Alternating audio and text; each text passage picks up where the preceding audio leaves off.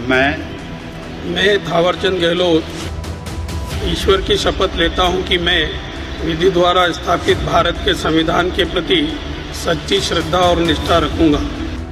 Agar live के खास कार्यक्रम राजनेता में आज जिनका परिचय हम आपसे करवाएंगे वो मध्य प्रदेश ही नहीं भारत में दलित समाज की राजनीति का उदय माने जाते हैं, जिनका सरल व्यवहार और सहजता के प्रधानमंत्री नरेंद्र मोदी भी कायल हैं, जिन्होंने राजनीति में जब कदम रखा तब से लेकर आज तक कभी पीछे मुड़कर नहीं देखा।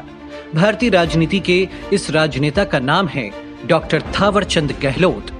मैं थावरचंद गहलोत ईश्वर की शपथ लेता हूं कि मैं विधि द्वारा स्थापित भारत के संविधान के प्रति सच्ची श्रद्धा और निष्ठा रखूंगा।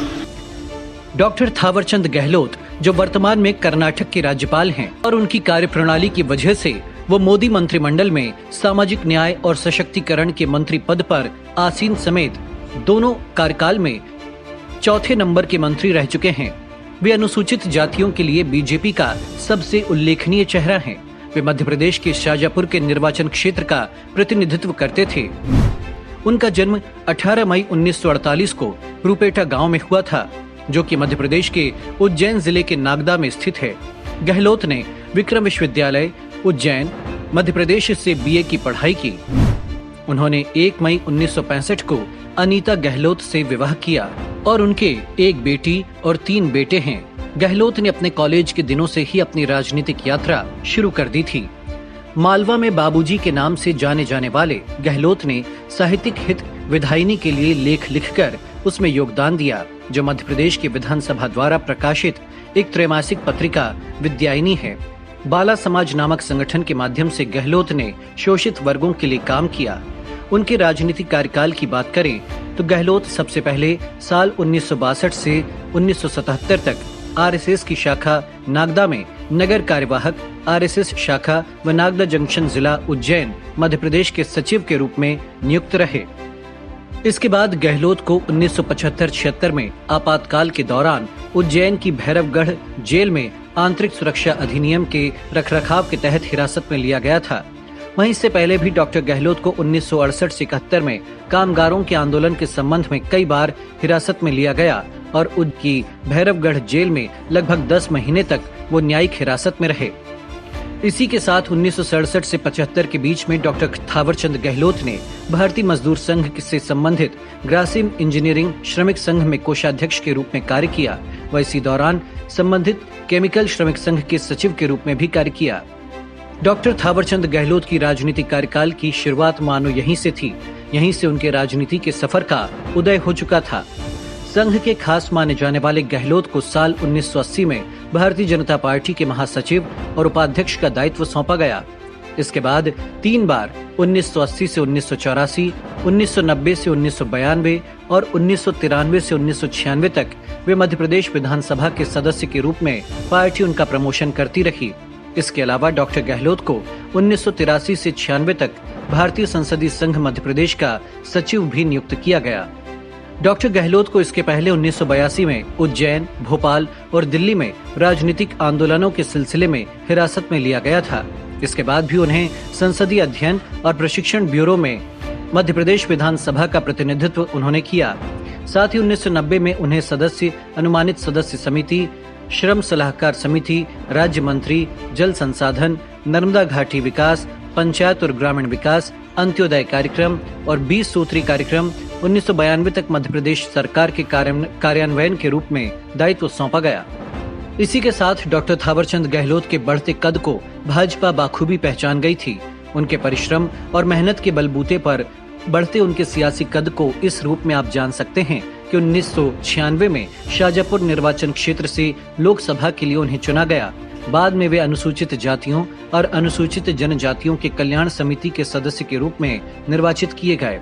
इसके अलावा उनकी काबिलियत के बलबूते पर उन्हें 1997 तक श्रम मंत्रालय के लिए कृषि सदस्य, परामर्श समिति पर समिति के सदस्य के रूप में भी कार्यभार दिया गया।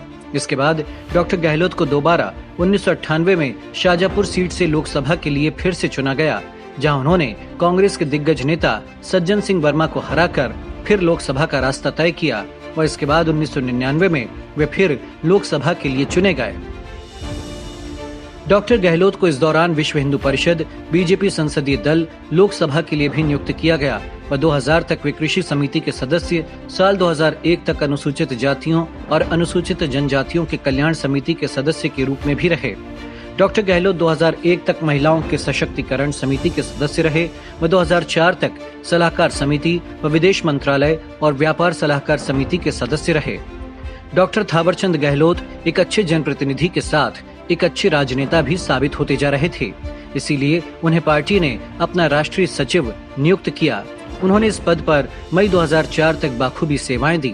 इसके साथ पार्टी ने उन्हें उत्तर पूर्व के राज्यों के प्रभारी असम को छोड़कर उपाध्यक्ष नियुक्त किया, जहां उन्होंने पार्टी को मजबूत करने में अपनी भूमिका निभाई।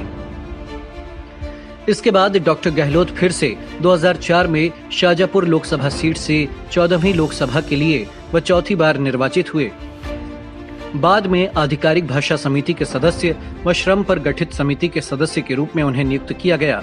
इसके बाद 2007 तक वे श्रम पर स्थायी समिति के सदस्य भी बने। डॉक्टर गहलोत अब दलित समाज में पार्टी का सबसे बड़ा चेहरा बन चुके थे और उनकी इस मेहनत के साथ काबिलियत के आकार को भी पार्टी भली भांति समझ चुकी थी, जिसके लिए पार्टी ने उन्हें लोकसभा में भेजने का निर्णय लिया और वहीं इसके बाद उन्हें अप्रैल 2012 में ही राज्यसभा के लिए चुन लिया गया था, जहां वे अनुसूचित जातियों और अनुसूचित जनजाति सलाहकार समिति के सदस्य के रूप में मई 2012 से मई 2014 और अगस्त 2012 से मई 2014 तक सड़क परिवहन और राजमार्ग मंत्रालय के लिए कंसल्टेटिव कमेटी में श्रमिक समिति के सदस्य के रूप में भी रहे। अगस्त 2012 में वे बिल्डिंग और अन्य निर्माण श्रमिक कल्याण के लिए केंद्रीय सलाहकार समिति के सदस्य के रूप में भी उन्हें नियुक्त किया गया। वहीं डॉक्टर गहलोत श्रम पर बनी स्थायी समिति के सदस्य भी उस दौरान बनाए गए। इसके बाद प्रधानमंत्री नरेंद्र मोदी के पहले कार्यकाल में उन्हें दलित समाज के बड़े नेता होने के नाते चौथे मंत्री के रूप में 27 मई 2014 को सामाजिक न्याय और सशक्तिकरण मंत्री के रूप में शपथ दिलाई गई। डॉक्टर थावरचंद गहलोत के बढ़ते कदम को यहीं से भापा जा सकता है कि वो संघ के साथ मोदी और अमित शाह के काफी करीबी वाले नेताओं में शुमार होने लगे।